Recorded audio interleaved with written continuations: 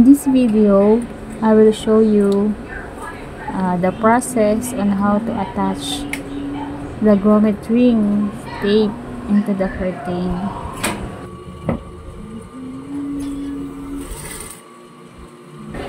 Please watch until the end.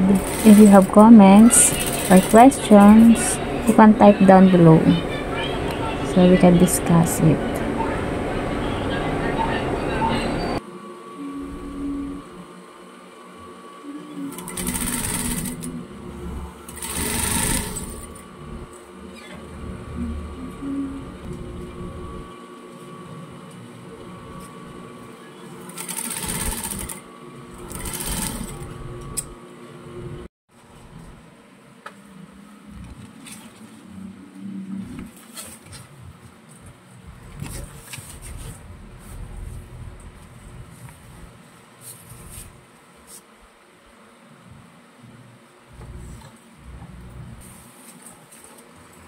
Kung makikita nyo, yung edge ng curtain, yung width niya is may sobra siya. Kasi hindi lahat ng grommet ring or tape na nabili is sakto dito. Tsaka yung ibang curtain, ibang tela is mas malapad siya. So, ito meron siyang excess na 2 inches. Kaya ganyan.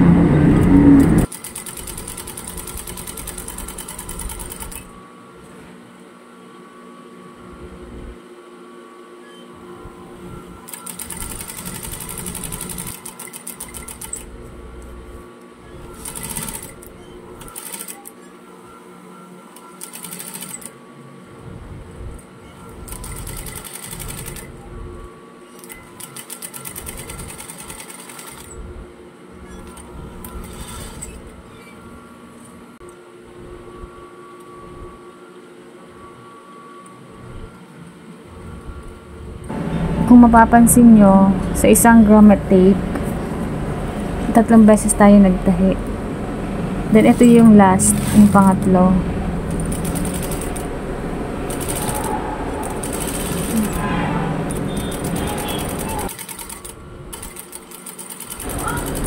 Ayan, sana nasundan nyo. At sana, natutunan nyo. May natutunan kayo sa video to. Then, sa separate video natin, papakita naman natin doon kung papaano kinakat yung butas para lagyan ng ring. At saka kung paano kinakabit yung grommet ring sa grommet lace.